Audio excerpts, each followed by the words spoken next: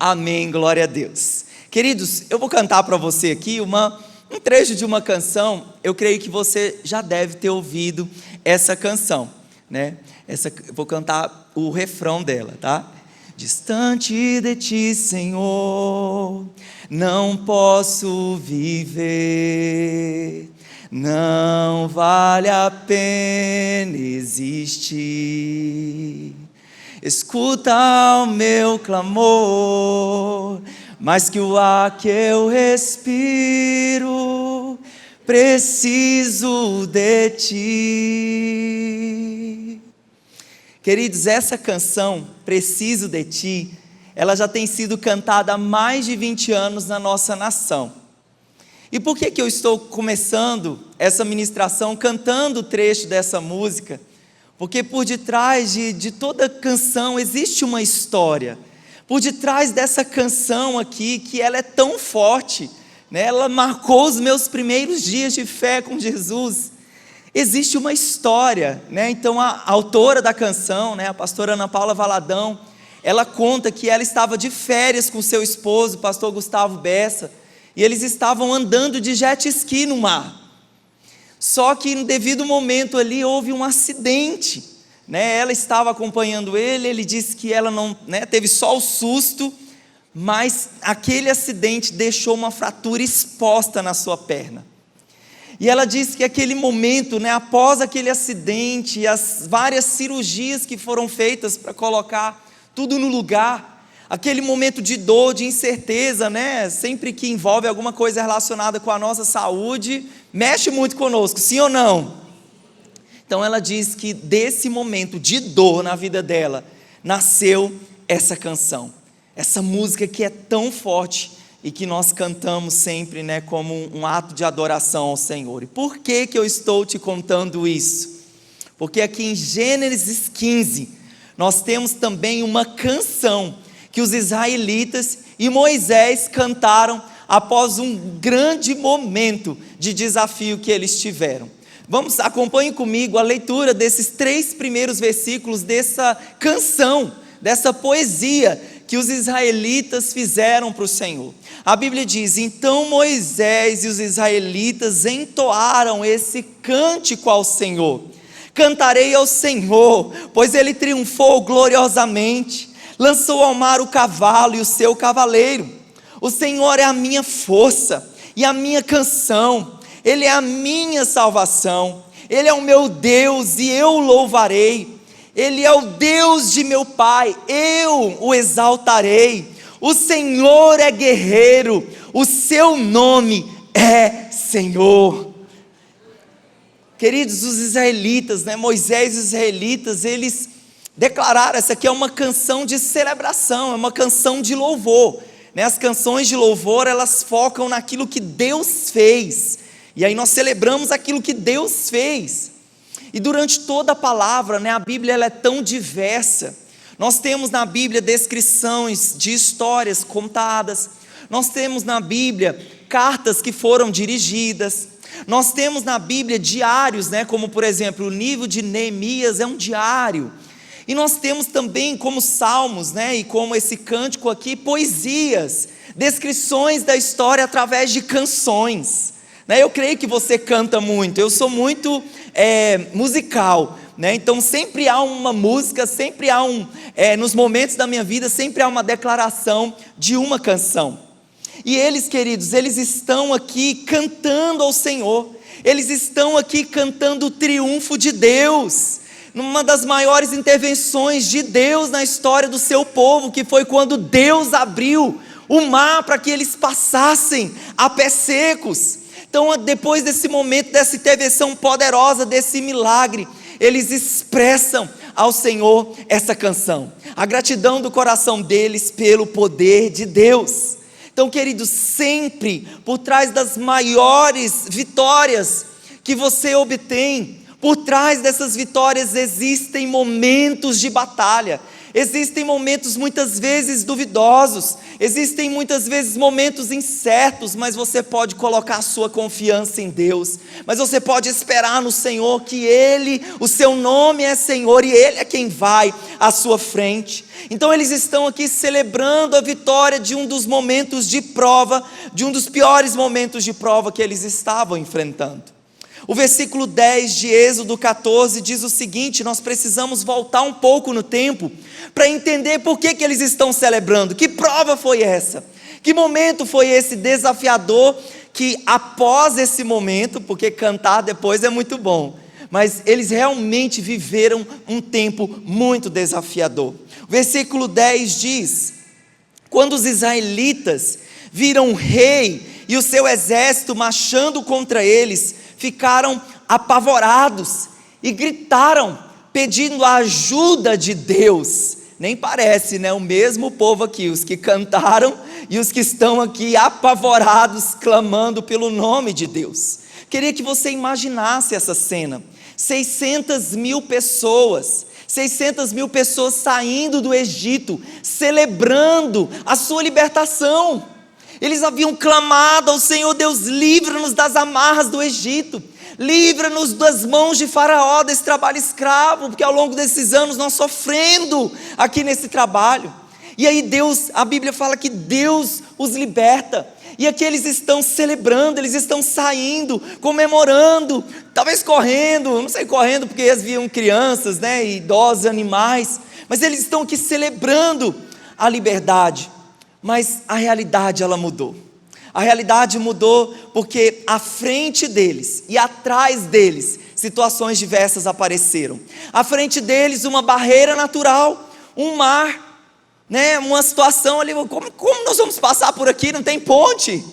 E atrás deles o exército de Faraó, né? A Bíblia diz que Faraó se arrependeu de tê-los liberto, e ele envia os seus cavalos e os cavaleiros para trazer de volta o povo. Então eles estão cercados, eles estão aqui sem uma saída. O sonho de liberdade deles agora se transforma em um pesadelo, e as perguntas começam a tomar os seus corações. Eles começam a se perguntar: como nós vamos atravessar esse mar com esse tanto de pessoa? Como nós vamos fazer com as crianças? Como nós vamos fazer com os idosos? Como nós vamos fazer com os animais? Como nós vamos fazer com as gestantes? Esse exército, o exército, né, o pior exército do mundo naquela época, o exército de Faraó, atrás de nós, nos perseguindo. Então esse povo aqui é tomado por um momento de pânico, um momento de medo, e a Bíblia diz que a reação que eles tiveram foi murmurar contra Moisés.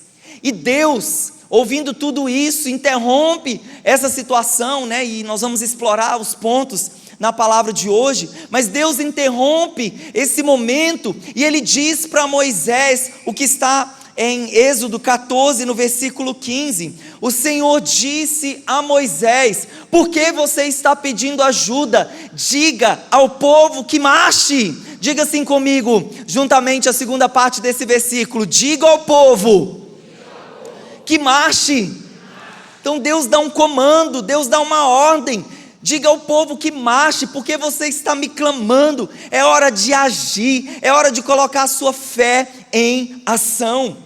Então, queridos, eles estão passando por um dos momentos aparentemente sem solução. E eu queria perguntar para você nessa noite: talvez você esteja vivendo uma situação semelhante a essa. Os seus sonhos desmoronaram.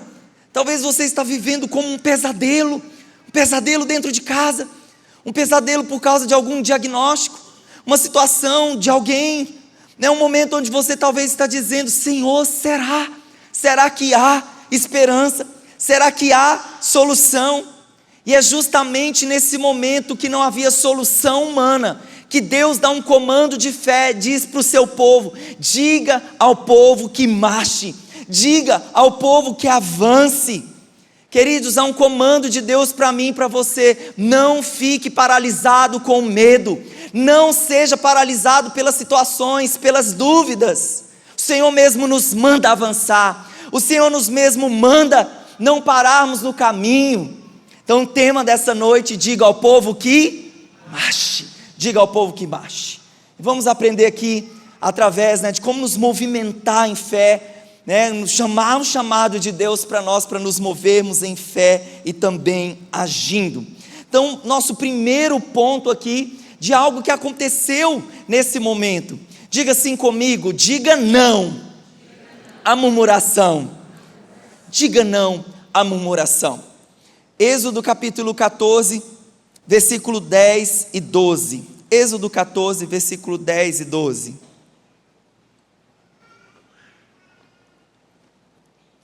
Ao aproximar o faraó, os israelitas olharam e avistaram os egípcios que marchavam na direção deles, e atemorizados clamaram ao Senhor, e disseram a Moisés: foi por falta de túmulos no Egito que você nos trouxe para morrermos no deserto?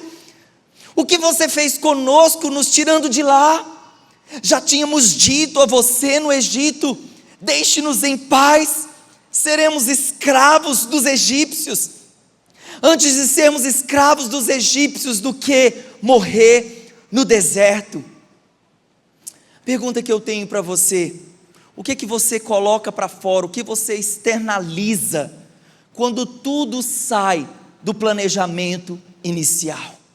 O que você pensa e logo aquilo que você fala quando as coisas fogem do controle? Queridos, nessas situações, duas coisas podem acontecer. Ou você pode trazer o melhor de você numa situação assim, ou você também pode trazer o pior de você. Aqui nessa situação, o que trouxe para fora foi o argumento, o pior argumento, a pior palavra, o pior pensamento e a pior palavra aqui dos israelitas. Então o medo toma conta dos seus corações, e a manifestação do medo, ela se externou, ela veio para fora através da murmuração. Então alguém disse: vamos voltar. Outra pessoa disse: é melhor, nós teríamos ficado lá sendo escravo dos egípcios. E alguém, querido, certa vez disse que a murmuração é o vício de uma alma insatisfeita. Que a murmuração é o vício de uma alma insatisfeita. Nós falamos tanto, contra o vício do cigarro, contra o vício da bebida, contra o vício da pornografia, da imoralidade, mas também o vício da reclamação e da murmuração é algo também que nós precisamos arrancar da nossa vida, precisamos cortar dos nossos hábitos. Então, por exemplo, a pessoa, murmuradora, que carrega consigo também os seus amigos da crítica, querido, a pessoa externa isso, externaliza isso não só através das suas palavras, mas até mesmo o seu rosto, o rosto daquela pessoa que parece que chupou uma fruta bem azeda. Então por onde ela vai, ela está apontando defeitos, reclamando de tudo, reclamando de todos. Por onde ela vai, por onde nós vamos conhecer uma pessoa reclamona, sim ou não? Queridos, e o vício da murmuração foi uma das coisas que Deus mais tratou no coração do povo, não somente nessa situação, mas também por todos os 40 anos de deserto. A Bíblia diz lá em Números 11:1, aconteceu que o povo começou a queixar-se das suas dificuldades aos ouvidos do Senhor. Então durante o deserto esse povo, porque não foi só nessa situação, mas depois foi falta de água, falta de comida, falta de rumo, falta de direção, tudo, eles, então eu vejo assim muitas vezes que essa linguagem da murmuração é uma linguagem que persevera, é uma linguagem que é muitas vezes resistente, e a Bíblia diz, Êxodo 16:8, as vossas murmurações não são contra nós, e sim contra o Senhor.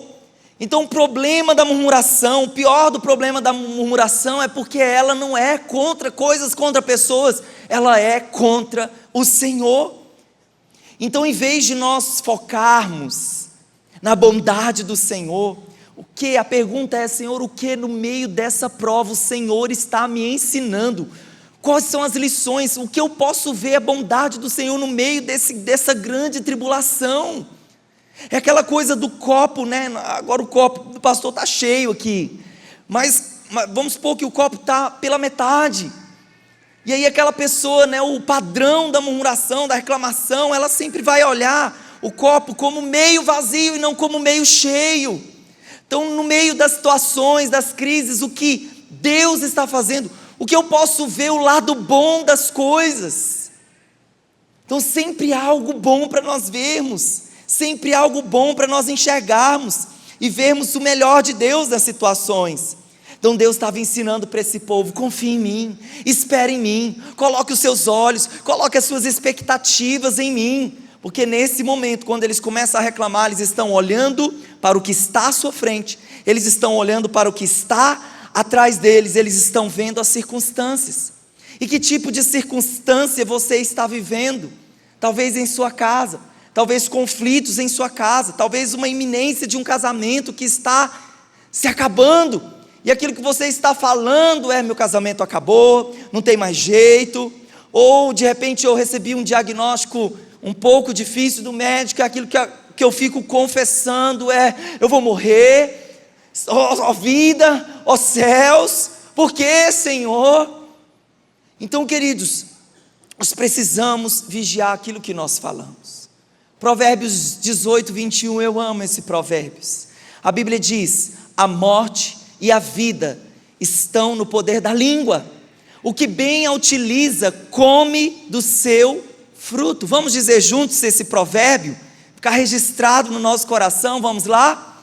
A morte e a vida estão no poder da língua. Quem bem a utiliza, come do seu fruto. Querido, o que você tem falado, o que você tem acreditado, o que você tem confessado, você passa a comer desse fruto, seja bom ou seja ruim. Eu creio que você quer viver vida, eu quero que você quer viver o melhor de Deus nessa terra, amém ou não amém? Eu creio que você crê na restauração do seu casamento, eu creio que você crê, servireis ao Senhor Deus, Ele tirará do vosso meio toda enfermidade, eu creio que você crê nisso em nome de Jesus. Então libera isso, que a palavra que sai da sua boca seja cheia de vida. A Bíblia, ela é feita de comandos espirituais. A palavra de Deus, tudo na Bíblia foi formado através da palavra. Então, quando Deus fez todas as coisas, Ele diz: haja luz. Ele liberou uma palavra.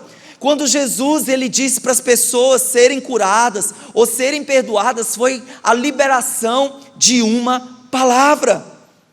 Então olha só o que a Bíblia diz também lá em Provérbios 10, 19, quando são muitas as palavras, o pecado está presente, mas quem controla a língua é sensato.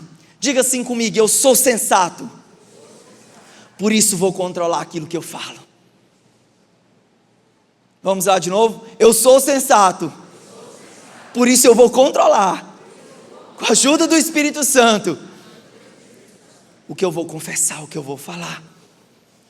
Então, nosso primeiro ponto: diga não à murmuração. Vamos dizer juntos? Diga não à murmuração. Vira para a pessoa que está do seu lado: diga não à murmuração, irmão.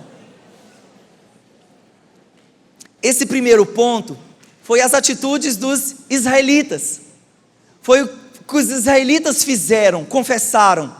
O segundo ponto foi o que Moisés falou, foi o que Moisés, a atitude de Moisés. Nosso segundo ponto é: lembrem-se das promessas. Lembrem-se das promessas. O versículo 13 diz: olha, os israelitas estão falando: nós vamos morrer, preferimos ficar no Egito, mas olha o que Moisés confessa, a palavra que ele libera: não tenha medo, fiquem firmes, e vocês verão que o Senhor vai salvá-los hoje. Olha que a pessoa que está cheia de Deus, de Jesus, da Bíblia, olha o que ela fala. E por que que Moisés confessa isso? Por que que Moisés encoraja o povo? Por que que ele declara essa palavra, querido? Porque a mente de Moisés estava transbordando das promessas e da palavra de Deus.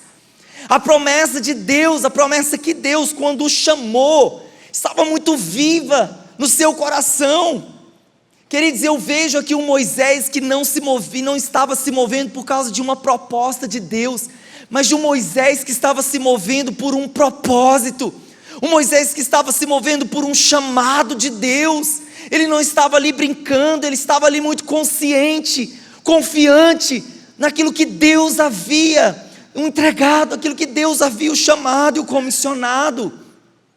Êxodo 6,6, que foi quando Deus chamou Moisés, olha o que Deus promete para Moisés.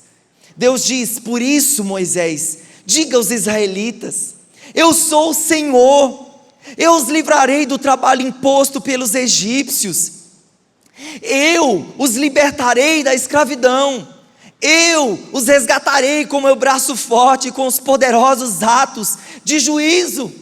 Meus irmãos, Moisés estava se lembrando muito bem daquilo que Deus havia falado, do chamado de Deus para ele como um libertador. Então Moisés disse para o povo: olha, confiem no Senhor. O Senhor prometeu que nos livraria da escravidão, e nós estamos aqui nesse momento livres do Egito. O Senhor prometeu que nos resgataria com seu braço forte e com seu poder, o que de fato Ele fez quando Ele lançou aquelas 10 pragas sobre o Egito. Ele diz: olha, Deus prometeu a Abraão, a Isaac, a Jacó, não foi somente para mim, que Ele levaria o seu povo para uma terra que manaria leite e mel. O Senhor prometeu, confiem no Senhor. Queridos, por que Ele traz isso? Que a sua mente estava cheia da palavra. Por isso que Lamentações 3:21, a Bíblia diz: quero trazer à memória o que me dá esperança. O que você deve trazer à sua mente quando as coisas fogem do seu controle? Traga a poderosa palavra de Deus, as promessas de Deus para o seu povo, as promessas de Deus para você. Amém ou não amém? Mas eu preciso te perguntar: quais dessas promessas de Deus estão preenchendo a sua mente? Pastor, existem promessas de Deus para mim? Sim. E quais são elas? Onde posso obtê-las? Lendo a sua Bíblia, tendo relacionamento com a palavra de Deus. Eu gostaria muito de ficar aqui horas e horas compartilhando todas as promessas, as mais de 3.000 promessas de Deus para você. Mas quando você tem relacionamento sério com a Bíblia, como Josué 1:8 diz, dia e noite, tendo cuidado de observar a palavra. Quando você tem relacionamento sério com a palavra, querido, você vai receber de Deus dessas promessas que vão encher a sua mente e o seu coração. Quais são as promessas de Deus que estão te encorajando nessa estação? Quais são as promessas de Deus que estão te consolando nessa estação? Quais são as promessas de Deus que estão edificando o seu coração, que você fica lembrando e repetindo, trazendo à memória, e o seu coração está cheio de fé e de confiança nas palavras do Senhor, porque era disso que a mente de Moisés estava cheia. Ele estava cheio das promessas do Senhor. Jesus disse que a nossa boca fala aquilo que o nosso coração está cheio.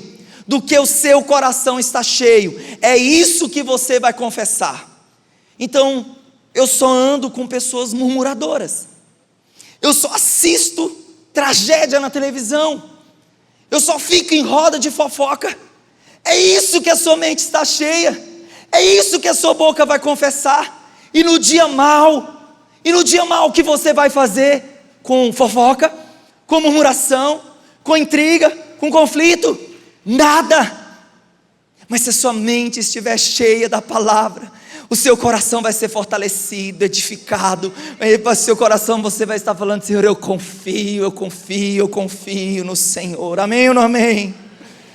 Então o coração de Moisés está cheio de confiança, e ele diz no versículo 14: só aqueles que estão cheios do Senhor, eles vão dizer isso: o Senhor lutará por vocês. Tão somente acalmem-se,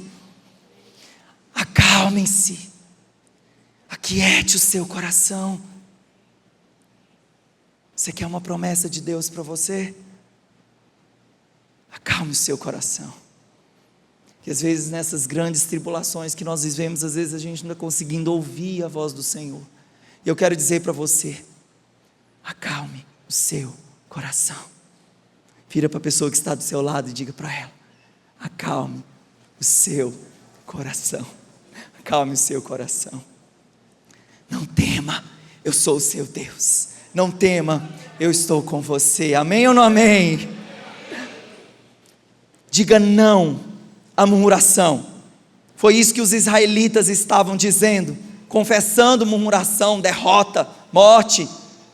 Mas Moisés, segundo ponto, lembrem-se das promessas, traga aquilo que o Senhor falou, confie no Senhor.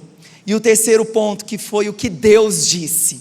O que Deus disse. Então nós temos o que os israelitas estavam confessando, o que Moisés estava declarando, e o que Deus estava os direcionando. Versículo 15, o nosso terceiro ponto, dê o passo da obediência. Dê o passo da obediência. Diga assim comigo, dê o passo da obediência. Versículo 15, o Senhor disse a Moisés, por que você está pedindo ajuda? Diga ao povo que marche. Diga assim comigo, diga ao povo que marche. Em outra versão diz assim, por que Moisés você está clamando a mim? Nesse momento, nessa hora, nessa altura do campeonato, murmurar, clamar, entrar em desespero, não vai ser resolvido com reclamação e com lamentação. O que Deus está dizendo nessa hora é um passo de fé, uma ação dos seus corações. Diga ao povo que marche, diga ao povo que avance. Não é hora de vocês ficarem chorando e se queixando, é hora de avançar, é hora de dar um passo de fé. Queridos, por que nesses momentos mais conflituosos e difíceis da nossa vida, por que a nossa tendência é ficar olhando para trás? Por que a nossa tendência é ficar dizendo na época do pipipi, do popopó, na época do encontro com Deus, há 20 anos atrás as músicas eram melhores? Queridos, eu quero dizer para você que esse perfil de pessoa que vive de passado, quem vive de passado é museu, irmão. Quem vive de passado é museu. A pergunta que eu tenho para você hoje, o que Deus está fazendo hoje? O que Deus está fazendo no agora? Quais são as lições que Deus está te ensinando hoje? Nós vamos nos olhar para trás sim, com louvor, lembrando daquilo que Deus fez, lembrando como a palavra de Deus diz, Ele é o mesmo ontem, Ele é o mesmo hoje, e Ele é o mesmo para sempre. Nós vamos olhar para trás nos lembrando do Senhor, mas não ficar olhando para trás, lamentando do que ficou para trás. O que Deus está fazendo na sua vida hoje, queridos? É hora de avançar, é hora de se levantar, é hora de marchar. Esse momento aqui, não era hora mais de clamar. Eles já haviam clamado, eles já haviam pedido, o Senhor nos liberta do Egito, e Deus já havia respondido à oração deles. Esse momento era hora de agir em fé, era hora de ação. Quando o pastor Charles Spurgeon ele estava ministrando essa mensagem, olha só o que ele escreveu nesse ponto, falando sobre oração. A frase de Charles Spurgeon: quando oramos sobre algum assunto em determinada medida, torna-se pecaminoso demorar-se. Nossa obrigação clara é partir para a ação. Então existe sim o passo do clamor, existe sim o passo do tempo de confessar a palavra, de orar, mas o próximo passo é a ação. E ele está dizendo, olha, torna-se até mesmo pecaminoso e errado a gente ficar sempre clamando, tem uma hora que é de ação. Então estou orando, Senhor, vou dar um exemplo aqui no nosso contexto, estou pedindo líderes, a seara é grande, poucos são os trabalhadores, peço ao Senhor da seara que envie trabalhadores. Senhor, me dá trabalhadores, me chama. Qual que é o passo de ação? Eu estou orando, estou pedindo, dá-me, é um pedido super bíblico. Meu próximo passo de fé é conversar com as pessoas, é desafiar alguém, é falar assim, eu vejo em você, eu vejo um potencial em você, eu vejo a unção de Deus na sua vida. Mas eu não sei, não consigo, não posso. Querido, todos os homens de Deus foram assim, não conseguiram, não podiam, não eram capacitados, mas Deus através de você pode fazer. Esse é o passo de fé, esse é um passo de ação, desafiando as pessoas. Mas minha célula está espocando de gente, mas eu não coloco a minha fé em ação desafiando alguém. Então é importante nós nos movermos em fé. Então o problema aqui, querido, é que Deus pediu para eles dar um passo de fé, mas eles estão aqui temerosos. O que fazer? Então o comando de Deus: marchem. Para eles aquele comando era impossível, mas você e eu, nós temos um Deus que é o Deus do impossível. Eu e você, nós temos um Deus que para Ele nada é impossível. Posso ouvir um amém? Então a melhor maneira, querido, de nós compreendermos isso daqui era que a hora da salvação havia chegado. A hora da salvação havia chegado. E existe uma coisa em toda a palavra de Deus, um padrão da palavra de Deus, é que salvação, que nós não podemos nos salvar por nós mesmos. Por nós mesmos nós nada podemos fazer. Nós precisamos de um Salvador. Nesse momento o Salvador estava dizendo: avance, diga ao povo que marche.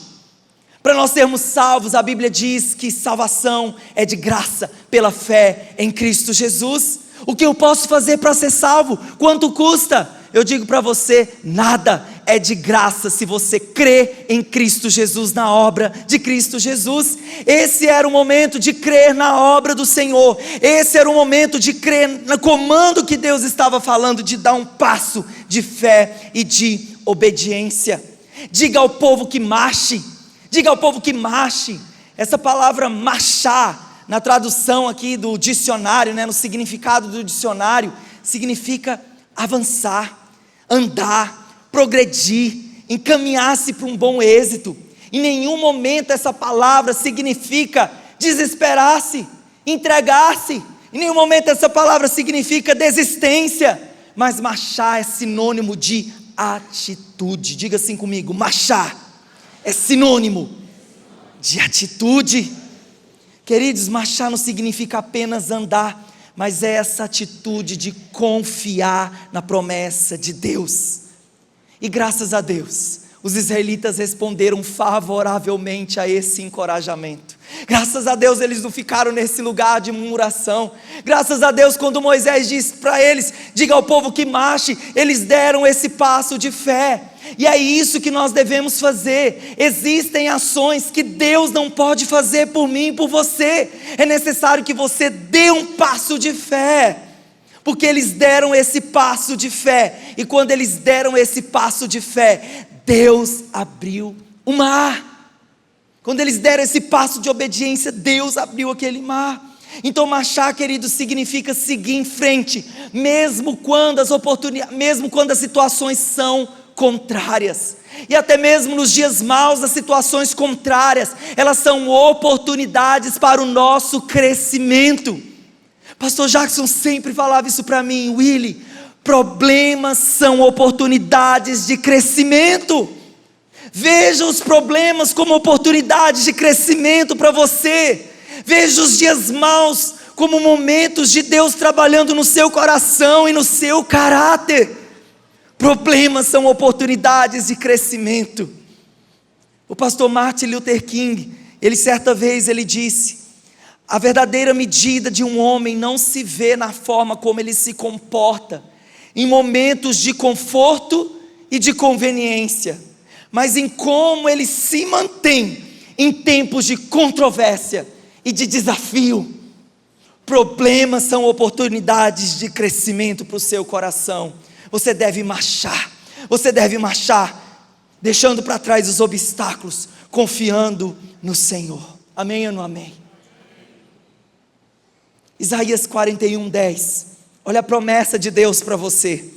Olha o que Deus prometeu quando você dá esse passo de fé em direção à sua palavra.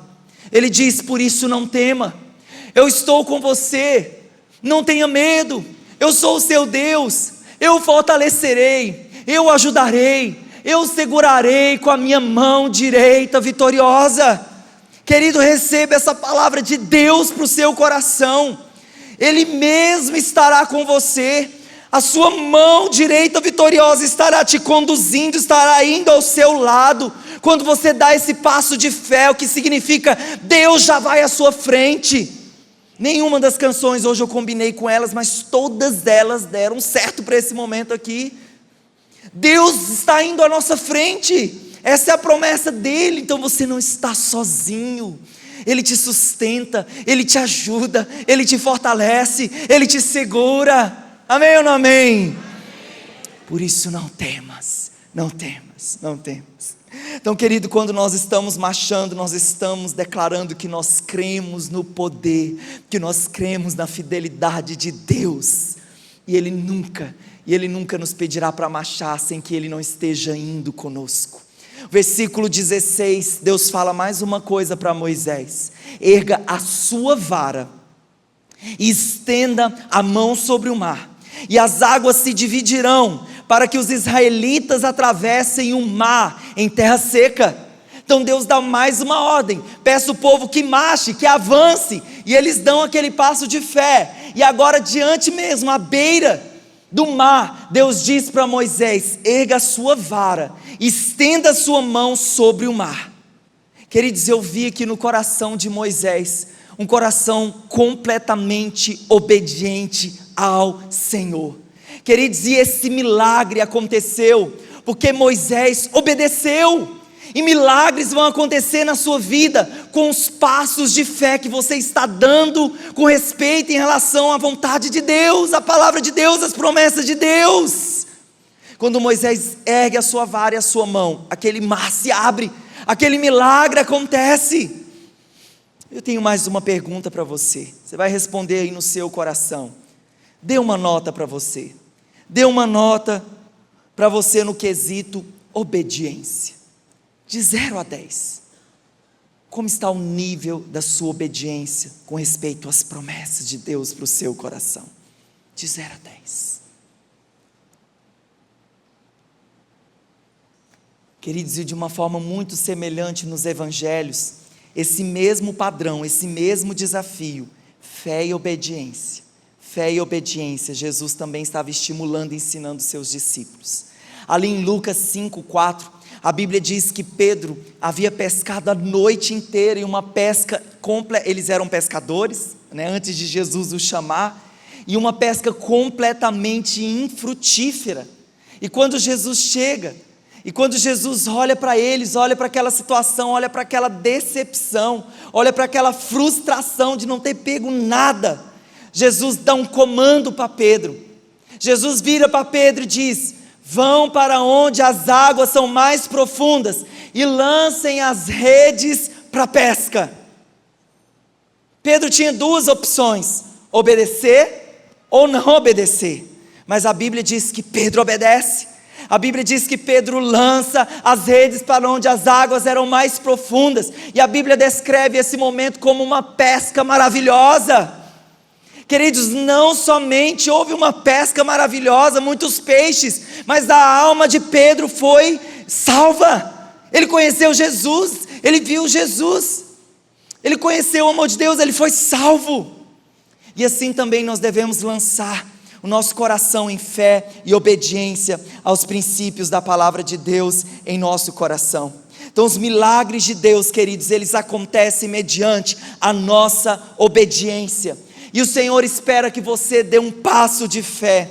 O Senhor espera que você dê um passo de fé, porque quando você dá esse passo de fé, Ele está lá com você, te sustentando e segurando a sua mão. Mas nada vai acontecer se você permanecer inerte, mudo, sem confessar promessas, sem ter um relacionamento com a sua Bíblia, sem ter um relacionamento com a palavra. Mas as coisas irão acontecer em nome de Jesus quando você der esses passos de fé e de obediência.